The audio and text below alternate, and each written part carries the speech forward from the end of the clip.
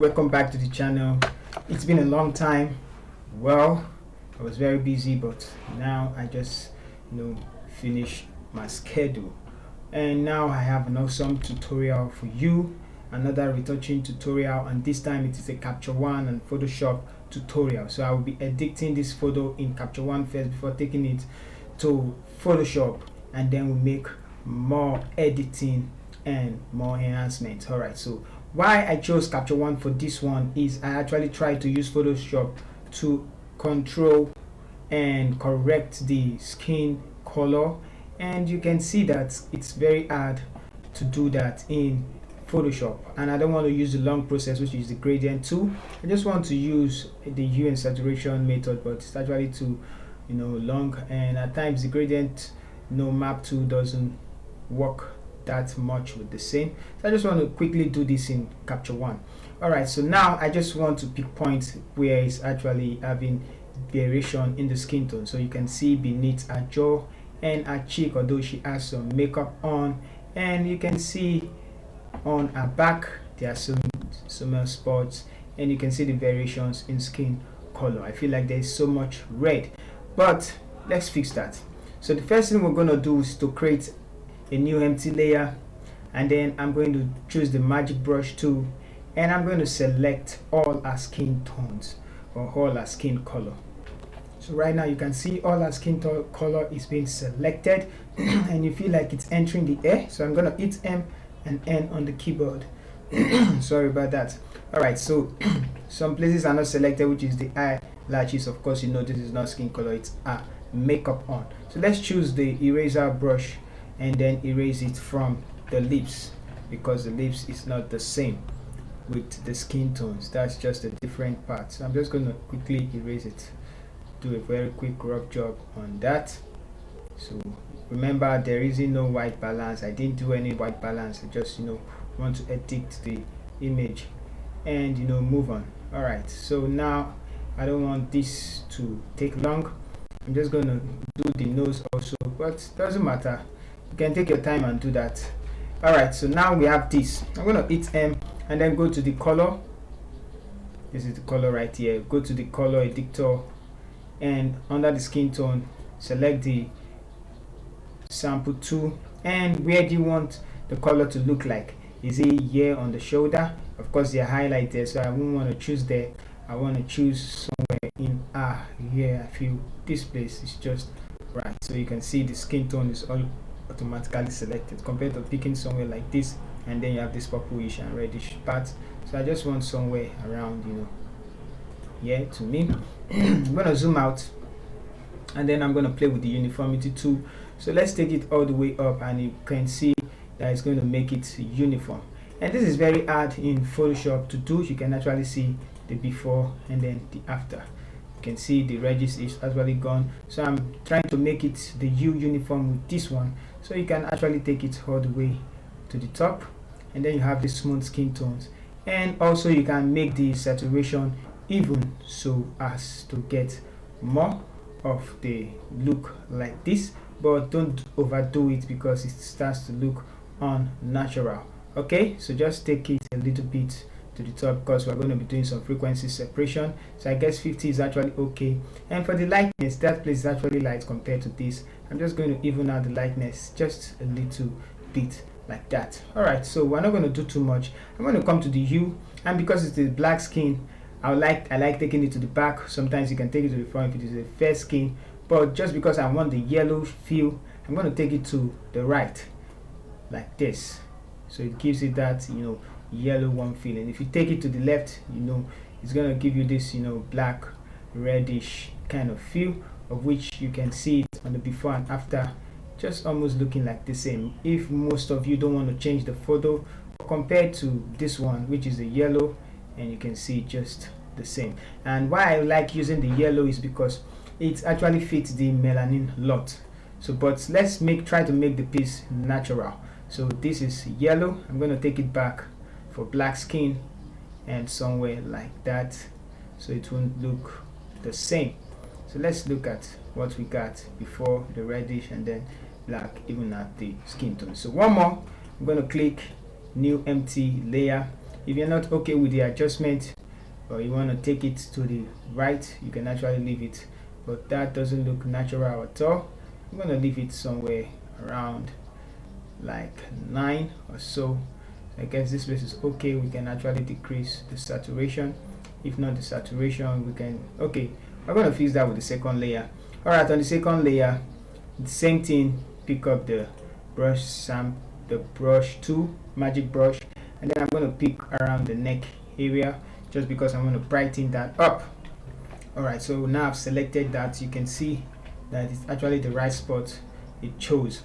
Okay, so now we go back to the color editor, and this time I want to make it look like, the face itself, and you can actually increase the press M, increase the uniformity, and this time also you can decrease the saturation of that area, not too much, just a little bit, so you get what you need, like, okay, not some of the places. I'm going to reset this one. I'm just going to do it again, bring it down a little. Okay, so something like that, and compare to before and after. All right, so one more thing. Okay, yeah, I feel this is too much. One more thing, let's make the U uniform, the saturation uniform and the U uniform. I want to take it to the back of the same to have a uniform skin tone. Now let's go to the exposure, and what I'm going to do, I'm going to increase the shadows just a bit, not too much, just a bit, so it's actually looking nice, and that's okay for me. You can actually increase the blacks a little and make that place, come true. Let's see about the clarity. No, I'm gonna adjust that overall. So this is where I'm going to stop, and then I'm going to take it to capture one. But before that, let's create a new fill adjustment layer, and on this one I'm just going to increase the highlight. Of course, we can do this in Photoshop, and the shadows, so something like this. And you can actually choose the background and decrease it, but don't want to change too much. All right, so now we move to Photoshop to continue the edit. All right, so here is the photo in Photoshop, and here we are in Photoshop to continue the edit. So you can see that most of the things you can do in Photoshop that are very, very hard to do in Photoshop, you can actually do it very easily in Capture One. So let's go. Now we're going to be doing frequency separation, so Ctrl J twice. I'm going to leave this one for reference, rename this one color. You can run your frequency separation action. Okay, so this is texture, but for those of you who don't know how to do it, and so this is color, turn this one off, and then I'm going to blur it. Image, select filter, blur, Gaussian blur, and the more you blur, the more you have skin texture. Yeah, the more you blur, the more. That's too much. Okay, so this should be okay to make it look natural. I'm going to turn this one on and go to image, apply image, apply image, and then choose from layer, go to color, that's this layer, and then multiply, go to subtract, and then click OK. So you see that more texture was subtracted. All right, now I'm just going to change the blending mode to linear light, and there we are. And I'm going to group the two together, open it up. For the texture or color layer, use the mixer tool brush, while for the texture layer, use the clone stamp tool.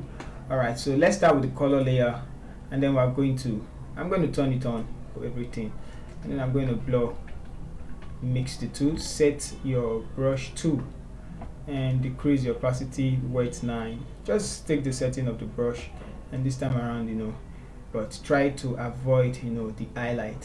So I'm going to do this, and then we're going to come back to the photo. So just keep blending, and don't forget to also follow the way the skin is on our face. So but if you're using a touch pad, you can actually do this easily. For mouse, it will be very hard. Okay, so just try as much as possible to follow our face.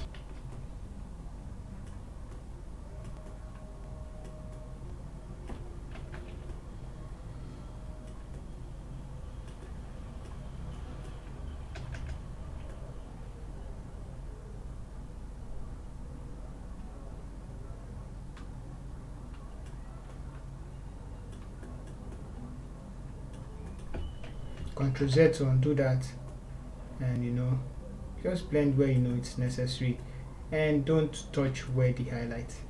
I don't like touching where the highlight is, because I know once I blend that I can lose that, and it will be very hard. That's for most of you who don't want to do dodging and burning. Okay, so we have this. I think I'm gonna increase the brush and then do this place a little bit more. Still blending our skin, which is the back. So like I said, always try to preserve the highlights, and just blend everywhere together. And when you are done, you can now take your time to do the frequency separation, the texture itself. So texture, clone stamp tool, and to remove the dot, decrease the size, and just pick an area that is actually perfect. Hold down Alt, left click, and then go back on top of it, and then left click. So just something like that. Hold down Alt, click, hold down Alt, click, like that. So I'm just gonna quickly do that on time. So all this, you can actually fix that.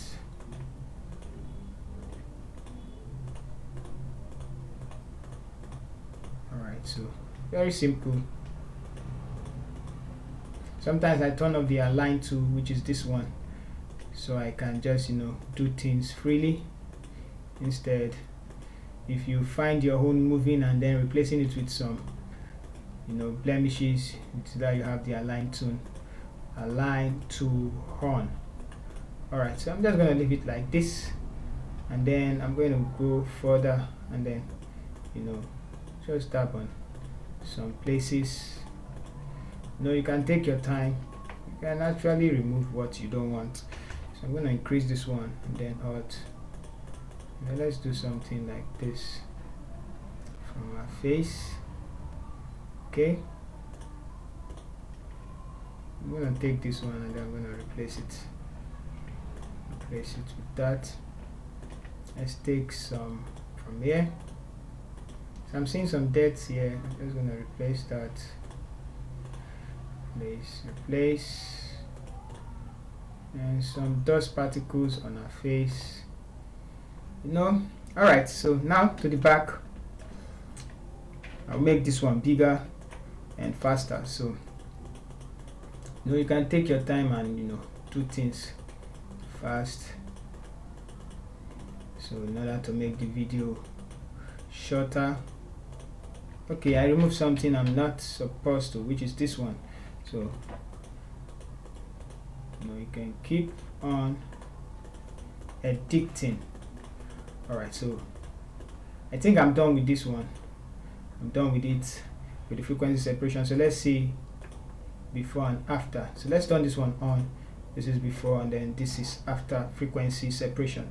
So let's create a stamp visible layer. Control Shift Alt and E, and go to Filter, Camera Raw Filter.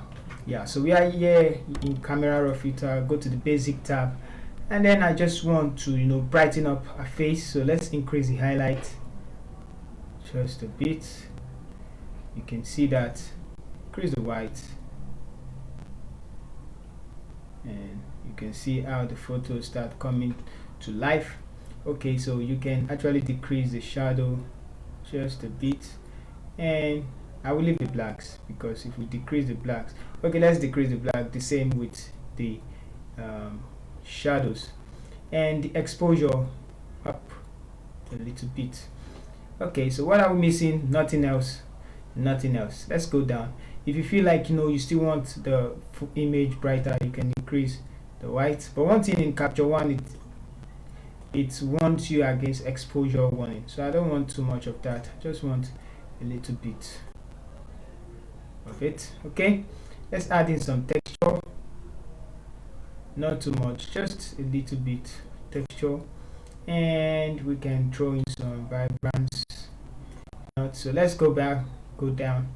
I don't want to add another texture, so I think the details on our hair is actually lost. So let's see if we can bring it back but bringing it back and bring it back. So I'm just gonna increase it then, since we can bring the blacks back. All right, so let's go down back to the color mixer, and this time around I want the hue, so we can change the hue. So on the hue, let's start with the red. We're going to take it back because of our lips. So the moment I start taking it back, you can see our lips changing color. If I reset it, you can see. So let's take it back just like 50, and then I guess we're not going to change anything else. Go to saturation. Let's increase the orange a bit, and the yellow is not going to do anything. I'm just going to increase the red so as to bring more details of color on our lips. So just like that.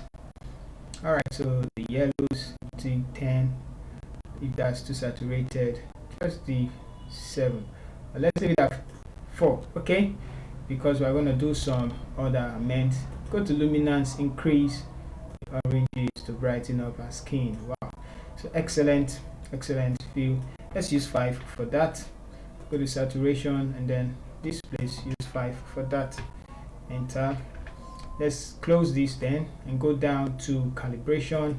So on the calibration, I like taking the red backwards and the blue forward for dark skin, for black skin. Let's see how that turn out. Bringing this backward and bringing this upwards, so you can see it's more like.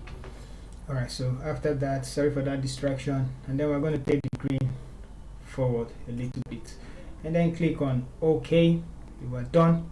You can check the before and after. That before and after, so you can see the difference, the brightness, and more. So click on OK, and boom, make changes made.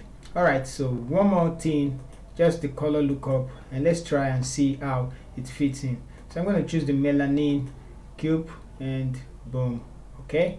So we can actually reduce the opacity a little bit to give it, but I feel it actually darkens the photo itself, but I'm going to leave it like this. So that's 18%. Okay, let's leave it at 10%. 10, enter. Alright, so just a little bit change. Alright, so thank you guys for watching. If you learn one or two things, you can actually hit the like button and the subscribe button if you are new to the channel. Don't forget, once again, this is ASAS, a channel for photographers and music producers. See you in the next video. Thank you.